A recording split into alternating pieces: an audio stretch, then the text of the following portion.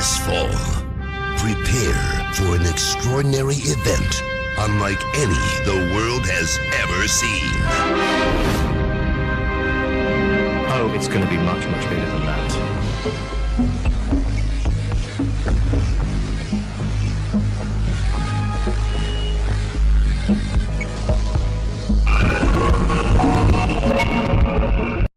The only people who don't want to disclose the truth are people with something to hide. Imagine, here was a young girl who was just becoming aware of our democracy.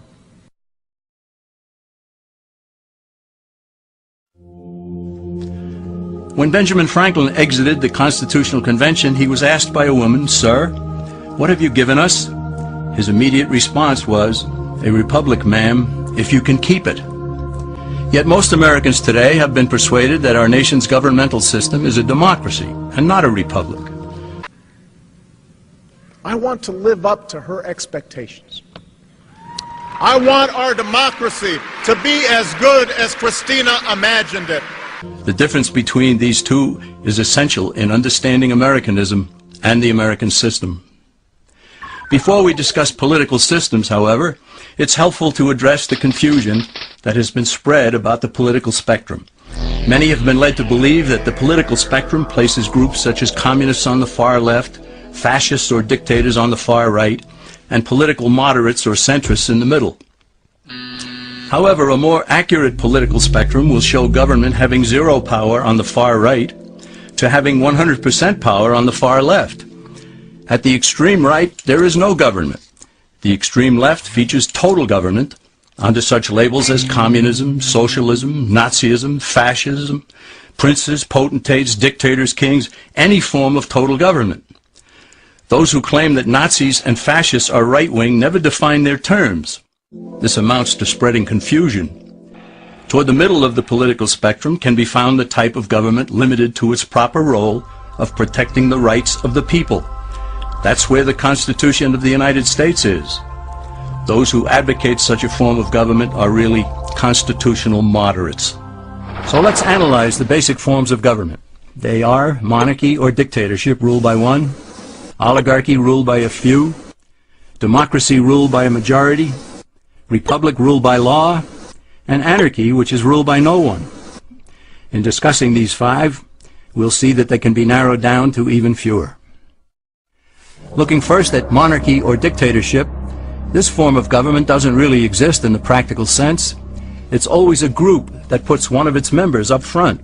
A king has his council of nobles or earls, and every dictator has his bureaucrats or commissars, the men behind the scenes. This isn't ruled by one, even though one person may be the visible leader. It's ruled by a group.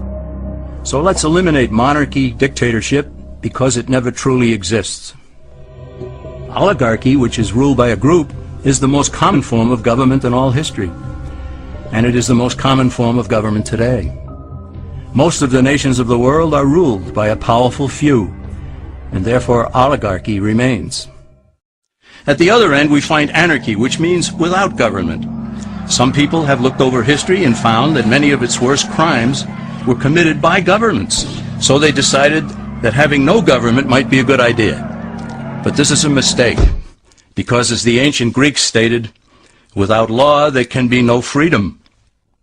Our founding fathers agreed and held that some amount of government is a necessary force in any civilized, orderly society. In a state of anarchy, however, everyone has to guard life, liberty, and property, and the lives of family members. Everyone must be armed, and movement is severely restricted because one's property has to be protected at all times.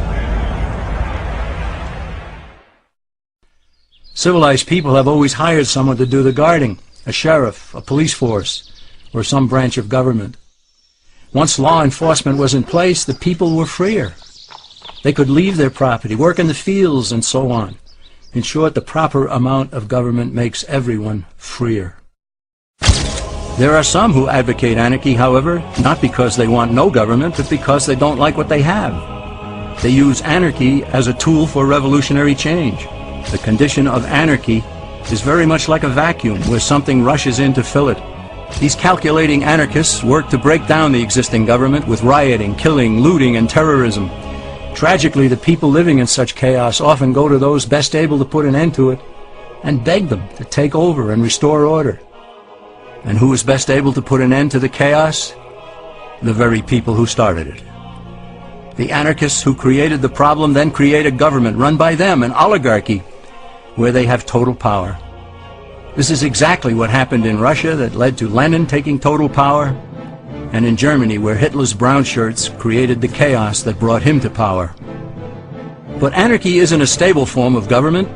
It's a quick transition from something that exists to something desired by the power-hungry. It's a temporary condition, and because it isn't permanent, we eliminate it as well. The word democracy comes from two Greek words, demos, meaning people, and kratein, meaning to rule. Democracy, therefore, means the rule of the people, majority rule.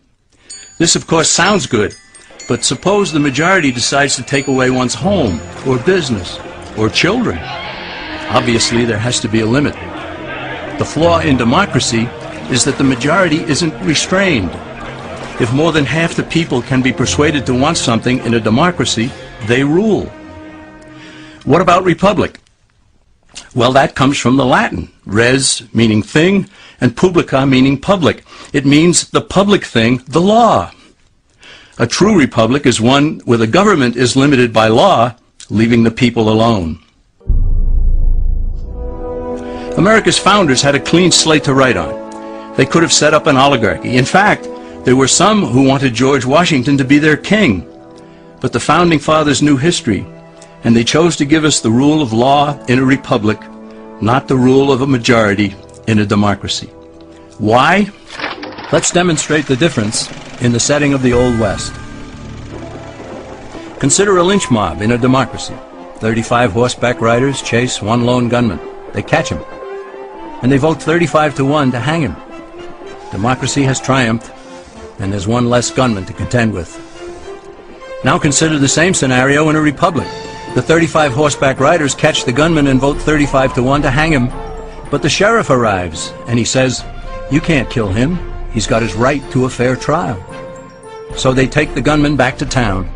A jury of his peers is selected, and they hear the evidence and the defense, and they decide if he shall hang.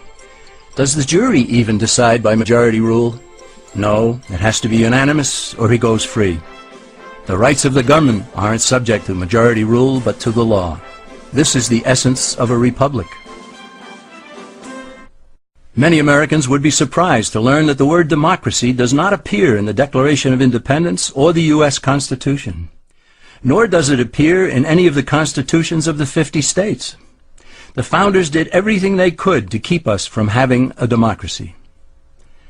James Madison, rightly known as the father of the Constitution, wrote in essay number 10 of the Federalist Papers, "Democracies have ever been spectacles of turbulence and contention, have ever been found incompatible with personal security or the rights of property, and have in general been as short in their lives as they have been violent in their deaths."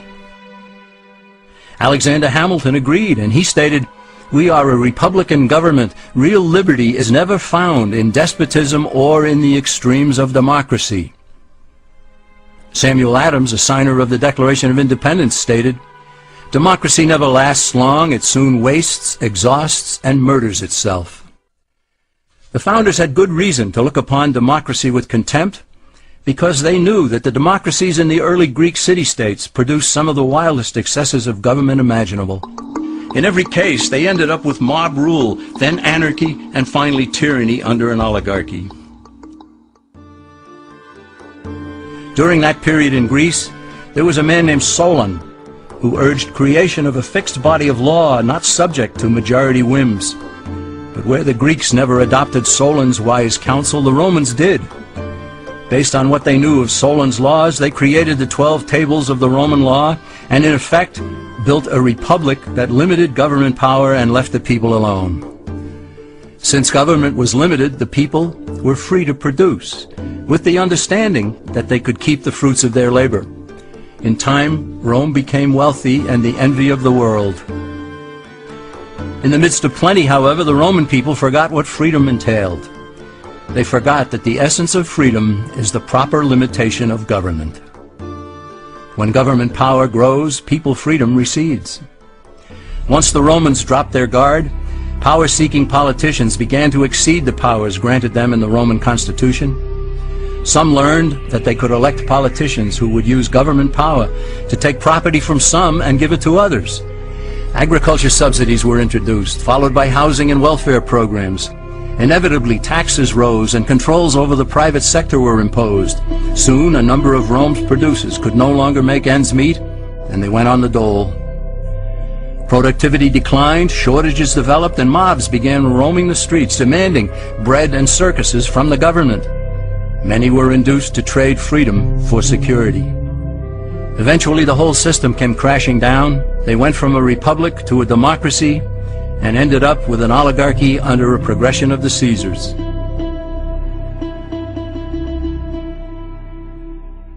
Thus, democracy itself is not a stable form of government. Instead, it is the gradual transition from limited government to the unlimited rule of an oligarchy. Knowing this, we as Americans are ultimately left with only two choices. I want to live up to her expectations. I want our democracy to be as good as Christina imagined it.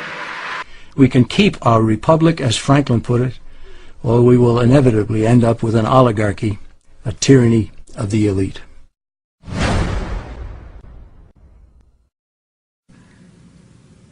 I want to live up to her expectations. I want our democracy to be as good as Christina imagined it. I want to live up to her expectations. I want our democracy to be as good as Christina imagined it.